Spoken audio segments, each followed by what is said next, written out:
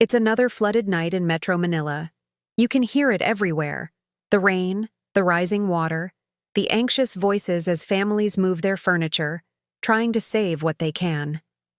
Water is seeping into walls, into floors, erasing the line between a home and a hazard. For architects and planners, this isn't just a weather story, it's a design story.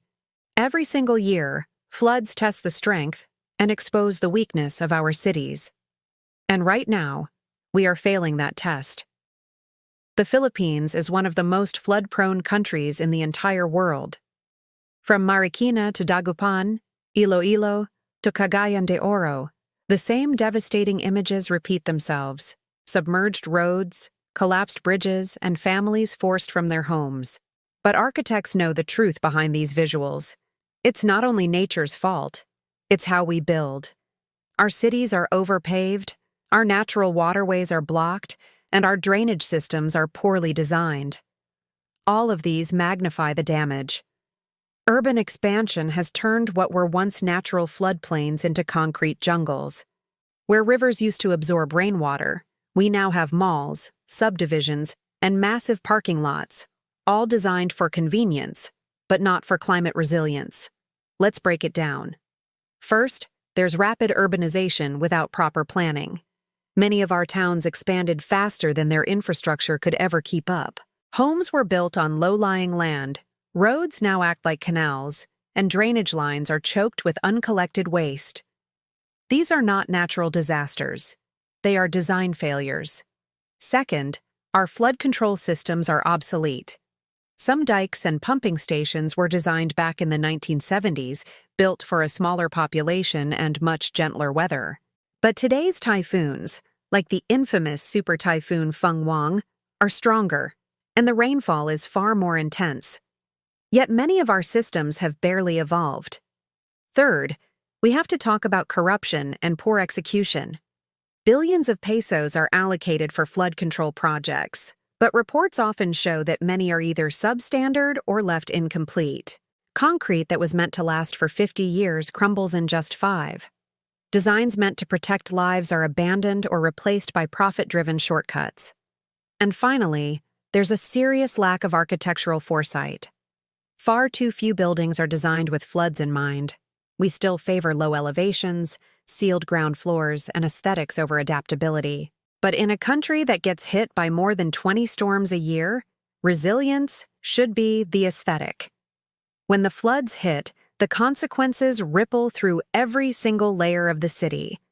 Hospitals have to shut down, schools turn into evacuation centers, bridges buckle, cutting off vital relief efforts.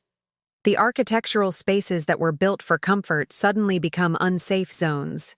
Each flood erases years of progress, not just for individual families, but for entire communities.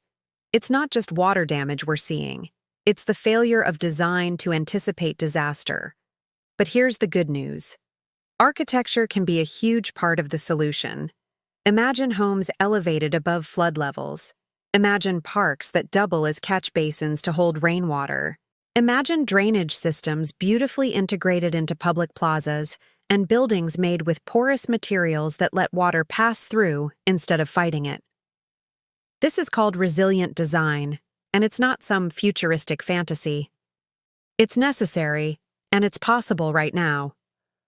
Architects, engineers, and urban planners must completely rethink the Philippine landscape. We need to move from defensive design to adaptive design. Climate change isn't just a passing storm, it's our new normal.